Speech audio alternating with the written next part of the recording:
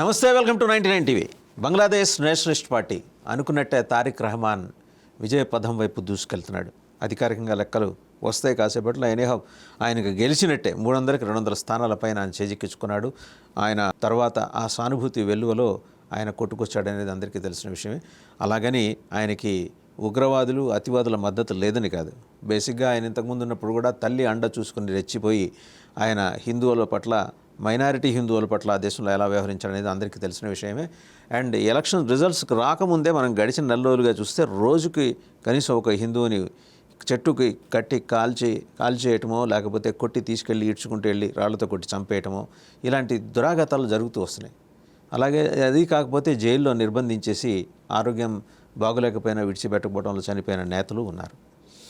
So ఏం చేయబోతున్నాడు తారిక్ రహమాన్? ఎలా ఉండబోతున్నాడు? మారిన గ్లోబల్ సినారియోలో ఇంకా ఉగ్రవాద ఛాందస భావజాలాన్ని మీదేసుకొని తిరుగుతాడా, మారుతాడా? ఈ అంశం మీద సమగ్ర విశ్లేషణ చేయడానికి మనతో ఉన్నారు education expert, geo political affairs expert కూడా ఆయన ఐఆర్ఈఎస్ ఆఫీసర్ డాక్టర్ సతీష్ గారు. డాక్టర్ సతీష్ గారు నమస్తే. నమస్తే అండి. జియో పొలిటికల్ అఫైర్స్ మీరు గడిచిన 3 దశాబ్దాలు గమనిస్తున్నారు. అవునండి. బంగ్లాదేశ్ని దారిని పోయే దరిద్రాన్ని నెత్తికి పెట్టుకున్నాం మనం. అవును, ఒప్పుకొని తీరాలి. వాళ్ళు కొట్టుకు చచ్చుంటే వదిలేస్తుంటే పోయేది. కానీ అనవసరంగా మనం తలదూర్చి వాడికి స్వాతంత్రం ఇప్పించి వాళ్ళు మన నెత్తికి తెచ్చుకున్నాం. సో దాని ఫలితం వాళ్ళు అనుభవిస్తున్నాం. యాక్చువల్గా అంటే అన్ఫార్చునేట్గా భారతదేశానికి ఉన్న బౌండరీ కంట్రీస్ ఏవైతే ఉన్నాయో ఆల్మోస్ట్ 7 కంట్రీస్ ఉంటాయండి మనకి. సరే, సీ వరకు చూసుకున్నట్లయితే బట్ శ్రీలంక కానీ లేకపోతే మాల్దీవ్స్ కానీ తీస్తే మొత్తం మీద ఒక 9 అండి. అదొక 7, ఇదొక 9. ప్రతి కంట్రీతో కూడా మనం యాక్చువల్గా సాధు జీవులు అండి బేసికల్గానే. మనం ఎవడన్నా మన దగ్గరికి వస్తేనే మనం రియాక్ట్ అవుతాం తప్ప మనం వెళ్ళిన చరిత్ర ఇంతకుముందు లేదు. అసలు ఆ మైండ్ సెట్ ఎప్పుడు లేదు మనకి. భారతదేశానికి ఎప్పుడు లేదు కదండి. అసలు హిస్టరీ నుంచి తెచ్చుకుంటే ఎవడొస్తాను లోపల రానిచ్చారు తప్ప మనమేమీ ఇది లేదు. సో అన్ఫార్చునేట్గా ఇటు పాకిస్తాన్ తీసుకున్నా, లేకపోతే ఇక్కడ ఈవెన్ నేపాల్ తీసుకున్నా, ఈవెన్ భూటాన్ తీసుకున్నా, లేకపోతే సరే ఆఫ్ఘనిస్తాన్, సరే అది కూడా ఒక రకంగా చెప్పాలి న్యాచురల్ బార్డర్ అండి, న్యాచురల్ బార్డర్. సో ఈ బార్డర్ కంట్రీస్ మనకి ఏవైతే మనకి ఈ 7 కంట్రీస్లో ఏదో ఒక రకంగా ఒక్కొక్క రకంగా మనకి ఉన్న రిలేషన్స్ కొంచెం వీక్ అవుతున్నాయండి. మీరు అబ్జర్వ్ చేయండి గత 10-15 ఏళ్ళ నుంచి అంటే అది నిజంగా అన్ఫార్చునేట్ థింగ్ అది. అంటే మనం బెటర్గా ఉన్నప్పటికీ కూడా ఆ సిచ్యువేషన్స్ మనకు ఫోర్స్ చేస్తున్నాయి, అంతే కదండి. అంటే మనం కూడా బాగా హార్డ్గా ఉంటే బాగుండేమో అని ఒక్కొక్కసారి అనిపిస్తూ ఉంటుంది, అంతే కదండి. మీరు అన్నట్టు తెచ్చుకుని మనం పెట్టుకోకపోతే, లేకపోతే బంగ్లాదేశ్తో మనకేమీ 15 ఏళ్ళ క్రితం అంటే మనకి అంత విపరీతంగా లేవు. చైనా అంటే ఎప్పటి నుంచో ఉన్నాయి కాబట్టి ఇట్స్ డిఫరెంట్ స్టోరీ ఆ బార్డర్స్కి సంబంధించి. అంటే పోస్ట్ బుద్ధిజం మన నెత్తికెత్తుకున్న దరిద్రాలండి, అంతే. అప్పటి వరకు మనం కంబాట్ చేసేవాళ్ళం. బుద్ధిజం కారణంగా ఏంటంటే ఒక శాంతి మంత్రం పాటిస్తూ మనం సాధు వర్తనంలోకి వెళ్ళిపోయినాం. సో ఇప్పుడు ఏమవుతుందండి, బార్డర్ మొత్తం చూంటే బార్డర్ అలా సెక్యూరిటీ అనేది అలా మేజర్ ఇష్యూ అయిపోయింది కదండి భారతదేశానికి. అసలు మనం బయటికి వెళ్ళటం పక్కన ముందు అలా చుట్టుపక్కల ఉన్న పరిస్థితులు ఇప్పుడు మియాన్మార్. సో మామూలుగా మంచిగా ఉండేది రిలేషన్, అది కొంచెం డిఫరెంట్గా వాళ్ళ సెల్ఫిష్ రీజన్స్ వాళ్ళది. ప్రతిదినండి మీరు ఏది తీసుకున్నా, అటు మాల్దీవ్ తీసుకోండి, లేకపోతే అఫ్కోర్స్ శ్రీలంక అంటే అన్రెస్ట్లోకి వెళ్ళిపోయింది. మాల్దీవ్స్కి వాళ్ళకి కష్టకాలం వచ్చినప్పుడు డబ్బులు ఇస్తూ ఉంటాం, మళ్ళీ మనమే ఇస్తాం. ఈ బంగ్లాదేశ్ పర్స్పెక్టివ్లో అంటే నేను నార్త్ ఈస్ట్లో నేను వర్క్ చేశానండి, ఆల్మోస్ట్ చాలా కాలం చేశాను, 6-7 years చేశాను నేను. సో ఈ జనరల్గా ఈ నార్త్ ఈస్ట్ బార్డర్లో ఉన్న స్టేట్స్ కానీ లేకపోతే ఈ బార్డర్ కంట్రీస్లో ఉన్న వాళ్ళు పబ్లిక్ కూడా ఎలా ఆలోచిస్తారంటేనండి, జనరల్గా నేను చాలామందితో మాట్లాడినప్పుడు ఆలోచించినప్పుడు ఏంటంటే, మేము హైదరాబాద్ వస్తే మీరు ఎలాగా మమ్మల్ని ఇండియన్స్ కింద గుర్తించరండి, మా స్కిన్ కలర్ చూసి మీరు చైనా వాడు అని అడుగుతారు మమ్మల్ని మీరు, అందు గురించి మేము ఎక్కడ ఉంటేనే బెటర్ మీతో అలా అన్నారు కదా. నేను ఒకసారి అస్సాం వెళ్ళినప్పుడు అదే సంగతి చెప్తా. గౌహతి ఎయిర్పోర్ట్ నుంచి కామాఖ్య టెంపుల్కి వెళ్ళడానికి ట్యాక్సీ మాట్లాడుకున్నాను. So the moment I stepped into I boarded the car, driver ఏమడి కదా, so you are from India అన్నాడు. దెన్ నేను వాడిని ఏం అడిగానంటే, నువ్వెవరు అన్న, were the lost brothers of China అన్నాడు. వాళ్ళకున్న క్లెయిమ్స్ మనల్ని నిందించడం కాదు, వాళ్ళు కూడా అట్లనే ఉన్నారు. అంటే అది అంటే మేబీ ఆ బార్డర్ ఏరియాస్ని మనం సరే నెగ్లెక్ట్ చేసామన్న పదం మరి అది పెద్ద పదం కరెక్టేనండి, మొహమాటాలు అక్కర్లా. చరిత్రలో మనం న్యాయంగా మాట్లాడుకున్నాం. కొన్ని areas don't look at east అనే పాలసీ వల్ల, నెహ్రూ గారి పాలసీ వల్ల మనకు ఈ దరిద్రాలన్నీ ఆటోమేటిక్గా అక్కడ. కానీ నరసింహారావు గారు వచ్చిన తర్వాత లుక్ ఎట్ ఈస్ట్ పాలసీ అని పెట్టారు. ఇప్పుడు చేస్తున్నప్పటికీ కూడా స్టిల్ ఆ మైండ్లో ఉంది మైండ్లో ఉంటుంది. మమ్మల్ని బట్టి అక్కడ కలిపేస్తే వెళ్ళిపోతాం సార్ అంటారు. తెలుసా మీరు ఏ నాగాలాండ్ లేకపోతే ఏదైనా మిజోరాం ఆ ఏరియా వెళ్ళారనుకోండి, మరి మిమ్మల్ని తీసుకెళ్ళి అందులో పక్కన పెట్టేస్తే వెళ్ళిపోతాం సార్, మాకేం పర్లేదు అంటారు. మాకు ఎక్కడ కూడా ఏం గుర్తింపు లేదు, బెంగళూరు వస్తే విచిత్రంగా చూస్తున్నారు మమ్మల్ని, లేకపోతే చెన్నై వెళ్తే విచిత్రంగా చూస్తారని చెప్తే అంటూ ఉంటారండి. యాక్చువల్గా సరే అపార్ట్ ఫ్రమ్ దట్ పక్కన పెట్టిన యాక్చువల్గా అంటే బంగ్లాదేశ్తో అంటే మనకి ట్రేడింగ్ పర్స్పెక్టివ్ అంటే ఆల్మోస్ట్ ఆల్మోస్ట్ మీకు 13 బిలియన్ల వరకు మనం ట్రేడింగ్ చేస్తామండి. ఈ 13లోనంటే ఎక్కువగా మనం పంపించేదే 11 ఉంటుంది. ట్రేడ్ డిఫిసిట్ ఎక్కువ ఉంటుంది, అక్కడి నుంచి వచ్చి తక్కువ ఉంటుందండి. అలాగే రివర్స్ కూడా దగ్గర దగ్గర 50 వరకు ఉంటాయండి రివర్స్ మొత్తం. ఎందుకంటే డౌన్ స్ట్రీమ్లో ఉంటుంది బంగ్లాదేశ్. అవునవును, మన అప్లో ఉంటాం కదండి. ఈ డిస్ప్యూట్స్ ఎప్పటి నుంచో ఉన్నాయి, కానీ వెరీ హార్డ్ వర్కింగ్ సార్ పాపం వాళ్ళు. By nature they are very hard working. ఇప్పుడు ఏమవుతుందంటే ఎప్పుడైతే మీకు 2024 నుంచి అన్రెస్ట్ వచ్చిందో, మేబీ ఇప్పుడే కదా ఎలక్షన్, 2024 నుంచి మీకు అన్రెస్టే. మీరు ఎలా చూసినా కూడా అధికారిక లెక్కలు చూసినా కూడా దగ్గరగా మీకు 2000-2500 మంది పైన చనిపోయారండి ఓన్లీ అఫీషియల్గా విత్ ఇన్ ద బంగ్లాదేశ్లో. వీళ్ళు అంటే ఇప్పుడు తారిక్ రహమాన్ వాళ్ళ మదర్ ఖలీదా జియా కారణంగా వచ్చిన సమస్యలు ఇవి ఫస్ట్.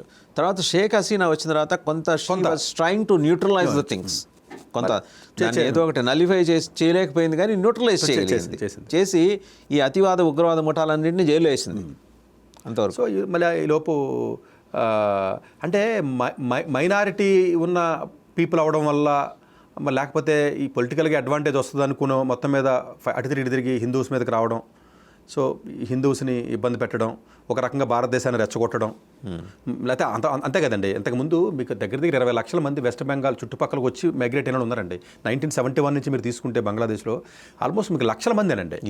ఆల్మోస్ట్ మీకు దగ్గర కొన్ని లెక్కలు చూస్తే 1-2 కోట్ల మంది ఉంటారండి రావడం ఉండడం. కానీ సో మీకు నెల్లి ఇన్సిడెంట్ తెలుసు, మీరు అక్కడే పనిచేస్తారు కదా. నెల్లి ఇన్సిడెంట్స్ మీకు తెలుసు కదా.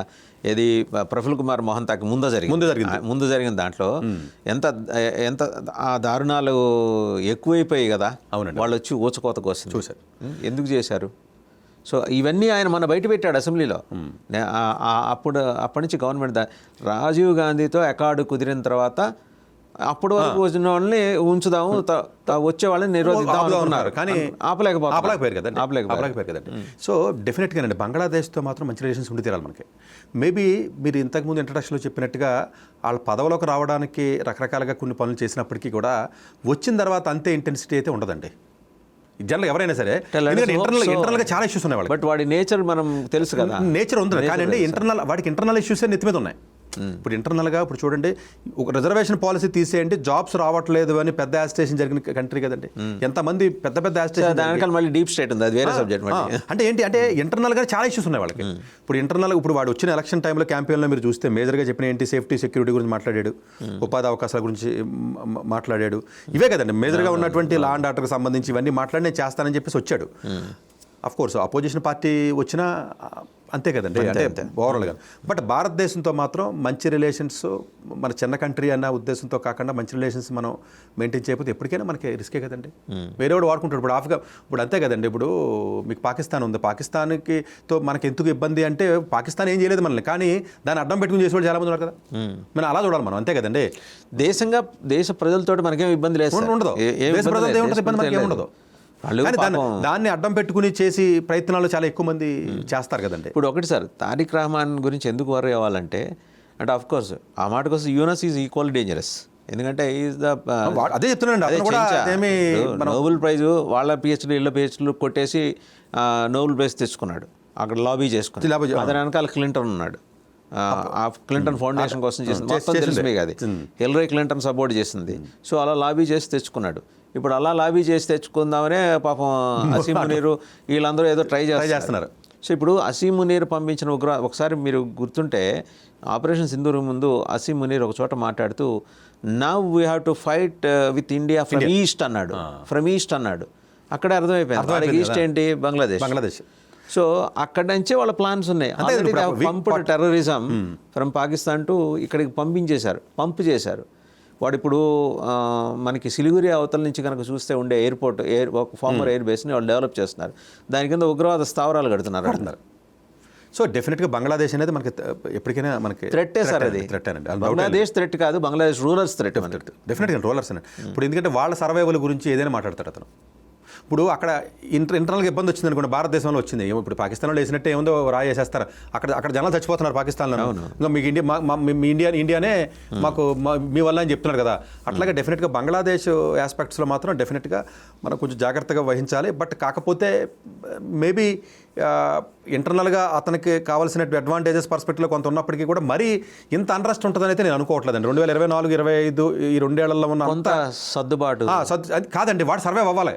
నేనే మన మీద ప్రేమ అని చెప్పట్లేదండి. నేను అదే అంటున్నా. వాడు సర్వైవ్ అవ్వడం గురించి కానీ వాడిని అలా స్థిరంగా ఉంచలేదు కదా డీప్ స్టేట్. అది ఉంచదు, కానీ ఎంతో కొంత అయితే మాత్రం వాడు స్టెబిలైజ్ చేయడానికి అయితే ప్రయత్నం చేయాలి. వాడి సర్వైవల్ గురించి అంటే ఇప్పుడు మన మీద ప్రేమ పక్కన పెట్టలేదు, ప్రేమతో కాదు, వాడి సర్వైవ్ అవ్వాలి కదండి. ఇప్పుడున్న ఎకానమీ అసలు భయంకరంగా ఉంది. ఎకానమీ అక్కడ అసలు లేదంట, అసలు ఘోరంగా ఉంది, అసలు లేదు, అసలు భయంకరంగా ఉంది. ఇప్పుడు ఇట్లాంటి పరిస్థితుల్లో అంటే మేబీ నేను ఇప్పుడు ఉగ్రవాదం ఉన్నే నేను ప్రోత్సహిస్తాను, అక్కడి నుంచే ఫండ్స్ తెచ్చుకుంటాను, లేకపోతే వాళ్ళకి నేను ఈ రకంగా ఉపయోగపడతానన్న పర్స్పెక్టివ్లోకి కంట్రీ వెళితే డేంజరు. అట్లా కాకుండా సస్టైన్ అవ్వడానికి, స్టెబిలైజ్ అవ్వడానికి ప్రయత్నం చేస్తే కొంచెం బెటర్గానే ఏదైనా ఆలోచిస్తాడు. రెండు ఆస్పెక్ట్స్ సార్, మనం బిఫోర్ కంక్లూడింగ్ దిస్, రెండు ఆస్పెక్ట్స్. నా వరీ ఏంటంటే పాకిస్తాన్ ఐఎస్ఐకి ఎక్కడి నుంచి వస్తున్నాయి డబ్బులు? Through drugs. అంతే కదండి, అంతే.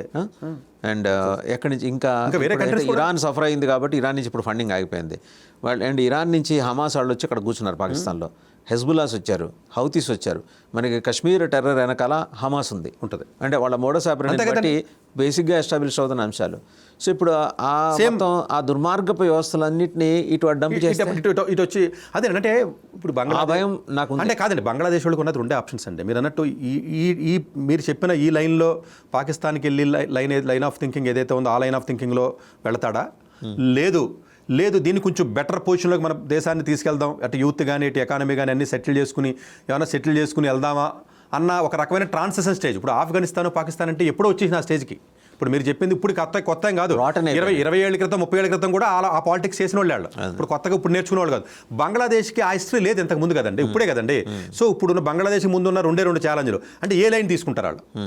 ఇటు సాఫ్ట్ నేచర్తో వచ్చి బెటర్ రిలేషన్స్ మెయింటైన్ చేస్తూ ఎకానమీని పెంచుకుంటూ మామూలుగా పద్ధతిగా వెళ్తారా, లేదంటే ఇంక పాకిస్తాన్ మోడల్లోకి వస్తారా అన్నది. డెఫినెట్గా మన బోర్డర్ దేశంలో ఉన్నాం కాబట్టి మనం మంచి రిలేషన్స్ మెయింటైన్ చేస్తూ ఆ దేశంలో అల్లర్లు జరగకూడదండి. మనకు కూడా మంచిది కాదు. మన పర్స్పెక్టివ్లో కూడా ఆ దేశంలో కూడా అల్లర్లు జరగకూడదు. సో డెఫినెట్గా వాళ్ళ పాజిటివ్ డైరెక్షన్లోనే ఆ దేశాన్ని ముందుకు తీసుకెళ్లే విధంగా వాళ్ళు అందరి సహాయం తీసుకోవచ్చు, లేదా ఇండియా సహాయం అనేది ఇంకోటి తీసుకుని ముందుకెళ్ళి ఎలక్షన్లో ఓట్లు కావాలి కాబట్టి ఎన్నైనా మాట్లాడచ్చండి. ఇప్పుడు బీజేపీ గవర్నమెంట్ ఎలక్షన్ ముందు ఓటు మాట్లాడచ్చు, కాంగ్రెస్ గవర్నమెంట్ మాట్లాడచ్చు. వచ్చిన తర్వాత అలా ఉండరు. కేసీఆర్ గారు ఎన్నో మాట్లాడారు వచ్చే ముందు, వచ్చిన తర్వాత ఎన్ని మాట్లాడలేదు కదా. అవును, ఎన్నో రకాల మాట్లాడి ఎన్నో రకాలు జరిగినాయి. అంటే మన ఇండియన్ సైకాలజీ వేరు, లేదండి ఇది ఇస్లామిక్ ఫండమెంటలిజం కిక్కిరిసిన ఆ రెండు దేశాలు కాదండి. అందులో అసలు లేరు కదండి హిందువులు. ఎంత అండి 1% కూడా ఉంటారండి ఆ దేశంలో. లేదు వాడికి. ఇక్కడ భారతదేశంలో హిందువులు ఉన్నారుగా, టార్గెట్ చేయడానికి వాడికి చాలు కదా. నేను అదే చెప్తున్నానండి, వాడికి ఏదో ఒక సపోర్టింగ్ ఏదో ఒక ఎజెండా ఉంటే కదా టార్గెట్ చేస్తాడు. ఆ ఎజెండా అనేది మీరు అన్నట్టు ఈసారి కొంత మర్యాదగా ఉండొచ్చు అంటారు. నేను నా ఒపీనియన్ అయితే ఇప్పుడున్న అంత అన్రెస్ట్ అయితే ఉండదండి. డెఫినెట్గా ఎవడైనా సరే ఎంతో కొంత స్టెబిలైజ్ ఎప్పుడు చేస్తారు చెప్పమంటారా? స్టెబిలైజేషన్ అవ్వట్లేదు అనుకున్నాడు చేతిలో. ఇప్పుడు మ్యాక్సిమం స్టెబిలైజ్ చేయడానికి 1 year 1.5 year ట్రై చేస్తారండి ఏ గవర్నమెంట్ అయినా. స్టెబిలైజ్ అవ్వట్లా. అప్పుడు ఇంక వేరే మార్గం లేదురా బాబు, ఇంక మనం వేరే రూట్లోకి వెళ్ళాలి అన్నదాన్ని ఆశ్రయిస్తాడు. అప్పుడు చేస్తాడు తప్ప ఇనిషియల్ స్టేజ్లో చేస్తాడని అయితే నేను అనుకోవట్లేదు. Let us hope so, sir. Thank you very much doctor Satish గారు. సో చూసాం కదా, డాక్టర్ సతీష్ ఒక సమగ్ర విశ్లేషణ, సునిశ్చిత విశ్లేషణ అందించారు. ఏంటంటే బంగ్లాదేశ్ను చుట్టుముట్టి ఉన్న అంశాలు, అంతర్గతంగా ఉన్న అంశాలు, పాకిస్తాన్ ఇన్ఫ్లుయెన్స్లో పడితే బంగ్లాదేశ్ ఎంత దయనీయమైన దైన్య స్థితిలోకి వెళ్తుంది ఒక అంశం చెప్పారు. ఆ హమాసు, హెజ్బుల్లాసు, హౌతీసు, ముజాహిదీన్సు వీళ్ళు ఇన్ఫ్లుయెన్స్లో పడి దేశాన్ని సర్వనాశనం చేసుకుందామా, లేదా కొంత ప్రోగ్రెసివ్ థాట్ ప్రాసెస్ తోటి ముందుకెళ్ళి పొరుగునున్న పెద్దన్న భారతదేశంతో మంచి సంబంధాలు, ఇంతకుముందు షేక్ హసీనా గవర్నమెంట్ ఎలా చేస్తుందో అట్లా మెయింటైన్ చేసుకుంటూ వెళ్దాం. వాళ్ళ మదర్ లాగా కాదు, వాళ్ళ మదరు బేగం ఖలీదా జియా ఆవిడెప్పుడు భయంకరమైన భారత వ్యతిరేకి, చనిపోయారు ఆవిడ ఈ మధ్య అనారోగ్యంతో. ఆవిడ పద్ధతిలో వెళ్దామా? రెండు సవాళ్ళు ఆయన ముందు. ఆయన డాక్టర్ సతీష్ చెప్పినట్టు అదే ఉగ్రవాదాన్ని ఆశ్రయించి ఆ ముఠాలకు లొంగిపోతాడా, లేకపోతే ప్రోగ్రెసివ్ థాట్ ప్రాసెస్ తోటి ఎకానమీని బిల్డ్ చేసుకొని తిరిగి బంగ్లాదేశ్ని అత్యున్నత స్థాయికి తీసుకెళ్లే ప్రయత్నం చేస్తాడా? ఏదైనా 2 ఏళ్ల లివరేజ్ ఉంటుంది, 2 ఏళ్ల పీరియడ్. డాక్టర్ సతీష్ చెప్పినట్టు ఈ 2 ఏళ్ళు మనం వేచి చూడాలి. అలాగని నిశ్చితంగా అతని చర్యల్ని, బంగ్లాదేశ్ నేషనల్ పార్టీ చర్యల్ని మనం గమనిస్తూనే ఉండాలి. Thank you very much. Thank you అండి.